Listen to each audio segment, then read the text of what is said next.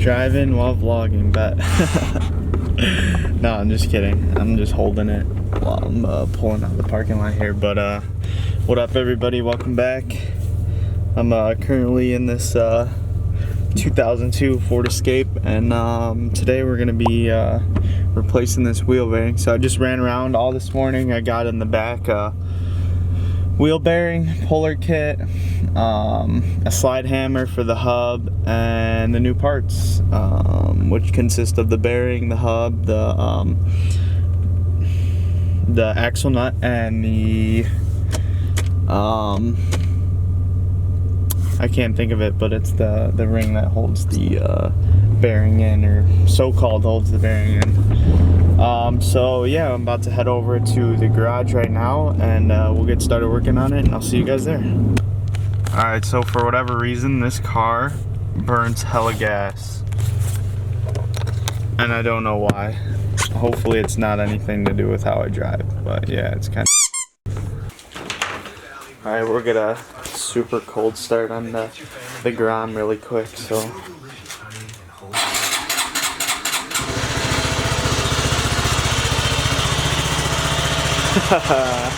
That's funny. Let this guy run for at least 20 minutes. Probably hasn't been started in I don't know, 3 months, so we'll let that get going. The truck is going to stay in here because I need to fix the brake line. I need to put a new battery in it. I need to do the trans pin gasket. I need to fix the door pin and oil change, and that's it, and then it will be good to go. So we're going to be working on the Ford Escape outside and doing the wheel bearing out there. That's 2000. We'll be in here once I fix the truck, and then the Audi will be the last to get fixed. So currently I have broken Ford Escape, broken Sonoma, broken Audi, and S2K is also broken. It needs thermostat work, body work, hella stuff. So yeah, we got a lot of shit to do. So, and this needs an oil change. So I'm gonna be dropping that off once I get the truck fixed. I'm gonna take it up to the dealership and just get it an oil change and probably chain adjusted, and we'll see what other maintenance I need to do on that. But in the meantime, I'm gonna go ahead and get the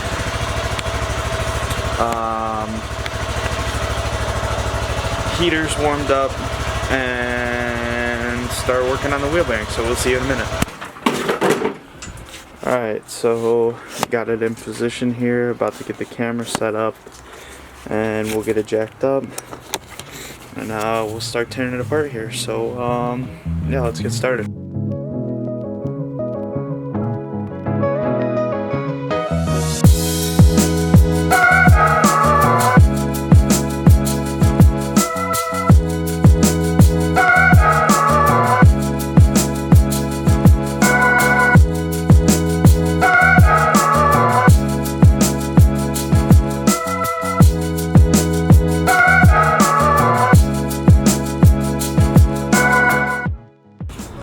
Alright guys, so now that the wheel is off and I loosened the axle nut, loosened that before you go ahead and do the wheel bearing, because, well, I don't have an impact. The what's it called is not working. The air compressor is broken. I gotta figure that out. So make sure you loosen that. Wheels off, loosen that before I jacked it up. So now we're gonna go ahead and take off the caliper and the carrier. So we're just gonna start with the spring, and we're gonna go ahead and take the caps off, these nuts for the slide pins, top and bottom. There should be another one down here somewhere, right here. I'll need a screwdriver to pop that one off. So let's go ahead and do that. Alright, so I turned the wheel out here so you can get a better view. Here's that second slide pin cap. Pop it off, and we'll go ahead and get an Allen key and take those bolts out. After we also remove this clip. Now that these are both loose, go ahead and grab your screwdriver so we can pry back the piston just a little bit. So we'll pop off. Be careful not to damage the brake pad or the rotor when doing so.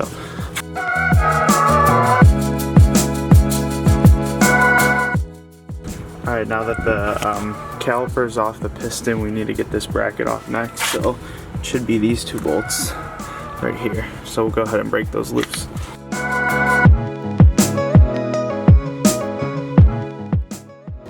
Alright, so now that that back bracket is off, let's see about this.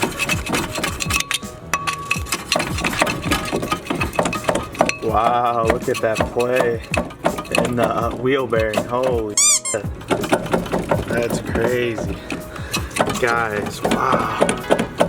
Look at that. Alright, so we need to get this rotor off. It's still good. So obviously this isn't working, so I'm going to spray penetrating lube inside all these holes.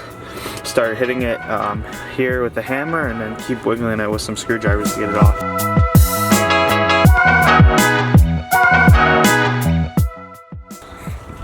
Alright, so I haven't touched this wheel bearing yet, but I think it's already loose and I might not even need a slide hammer because it is missing. There's like usually a piece right here that you hook up with 3 prongs.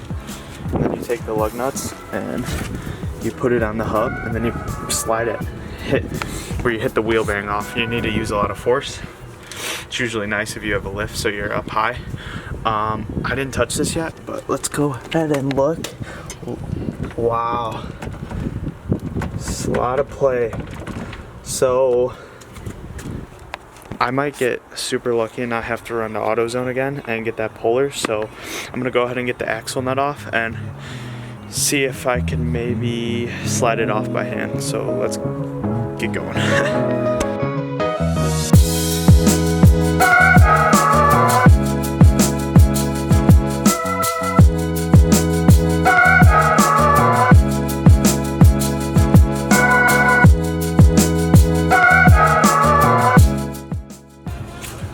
Alright, so the hub's out. So now we gotta figure out how to press this bearing out with the tool set over there. Plus I don't have air gun, so I'm gonna have to do it by hand, so it might be a long time, but let's go. Also, before you press out the bearing, there's a snap ring right here. There's a little gap, so we're gonna need to take a pliers and pop that out. Alright, it's really rusted, so it didn't really snap at all, but there it is. Alright, quick update. I've been struggling with this for at least 45 minutes and I finally just busted out. I don't have a huge breaker bar, so I just got my snap-on 1/2 inch.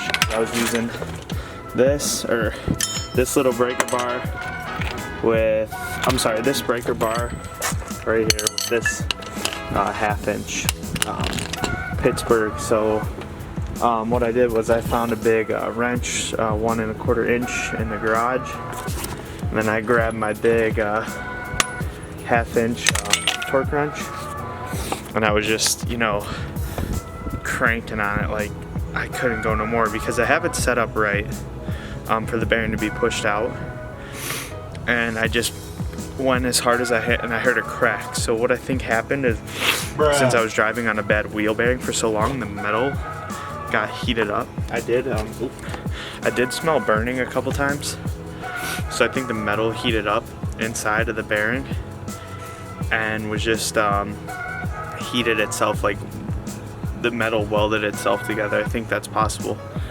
So I just cracked it and now it feels like it's going. I thought I broke the torque wrench, so I'm gonna keep going and hopefully it pulls out here. So I'm gonna hit the record button and we'll keep moving.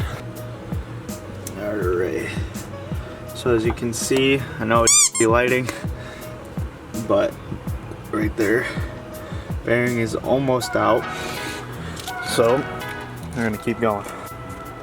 Alright, I wish I was recording, but yeah, bearing's out, just fell out, so time to go ahead and clean the inner race, all that, and then go ahead and press the new bearing in. So to be cleaning this, I'm just going to use some brake clean and a Scotch-Brite pad and little,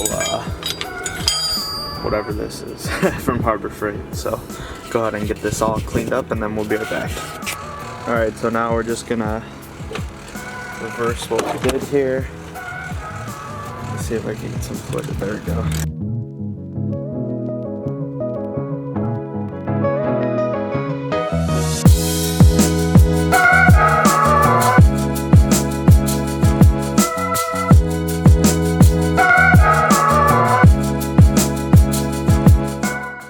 Alright, so now that I got the new bearing in, before we go ahead and install the hub, we'll clean it off too. But don't forget to put the snap ring in where the bearing sits inside the hub. And also they did give us a new axle nut, which is cool because so we're gonna go ahead and put that new snap ring in, and then go ahead and put in the hub. We'll have to press that in probably too. And then we should be done and reassemble everything from what we took off from earlier. Alright, so just reverse process. Got a flat plate here, and we're just going to be pushing in the hub. So let's do it.